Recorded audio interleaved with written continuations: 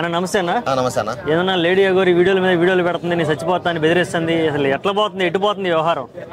అదంతా కూడా స్టంట్లు అనమాట. ఏం కాదు, జనాలు ఏంటంటే వాళ్ళ మీద ఇప్పుడు కొన్ని నెగిటివ్ కామెంట్స్ రూమర్స్ వచ్చేసరికి ఏం చేయాలో తెలియక డైవర్ట్ చేయడం కోసం ఆ విధంగా ట్రై చేస్తున్నా కానీ ఏమీ లేదు.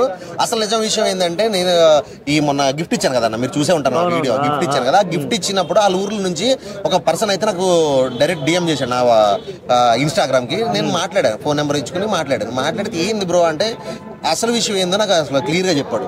అఘోరీలా ఎలా వచ్చాడు, అసలు అతని జీవితం ఏంది, అతను లైఫ్ స్టైల్ ఏంది అని. వాళ్ళ ఫ్రెండ్ అని అంటే దగ్గర తిరిగే కుర్రోడనంట. అయితే ఏంటంటే ఆడు వరస్ట్ అంట. అసలు అఘోరి క్యారెక్టర్ ఎత్తక ముందు ఎంత వరస్ట్ అంటే రోడ్డు మీద చెత్త ఎత్తుకుని కనపడడం కూడా వదిలేవాడు కాదంట. అంత దారుణంగా అడుక్కునే వాళ్ళు వచ్చినా కూడా లోపల లాక్కెళ్ళిపోయి దానికి 5-10 వేస్తూ లోపల లాక్కిపోయాడు.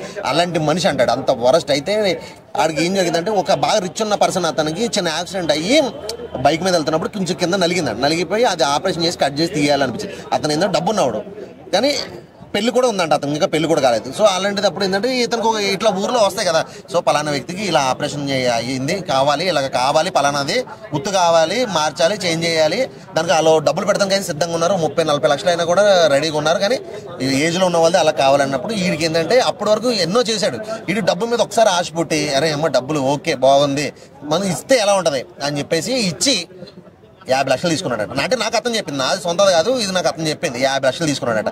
50 లక్షలు తీసుకుంటే అన్న ఆపరేషన్కి 20 లక్షలు అవుతుంది అంటారు. ఆ 20 లక్షలు కూడా వాళ్ళే పెట్టుకున్నారు. లేకపోతే వీడి దగ్గర 20 లక్షలు ఎక్కడే అన్న ముందు అసలు ఈ ఆపరేషన్ చేయించుకోవాలంటే 20-25 లక్షలు అవుతుంది అంట బొంబాయిలో.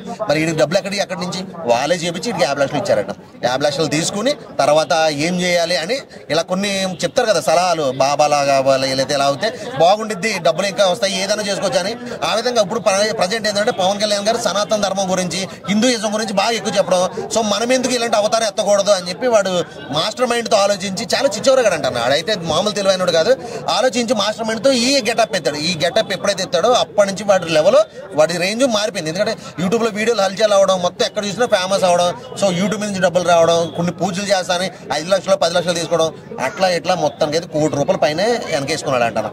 ఇది ఇప్పుడు అతను జరిగిన సిచ్యువేషన్. మరి ఏంది ఈ అమ్మాయి వర్షిని పరిస్థితి ఏంది? వర్షిని ఏంటి అమ్మాయి అతనితో వెళ్ళిపోయిందంటే, అన్న వర్షిని కూడా తక్కువ ఏం కాదు, వర్షిని కూడా చాలా మాస్టర్ మైండ్.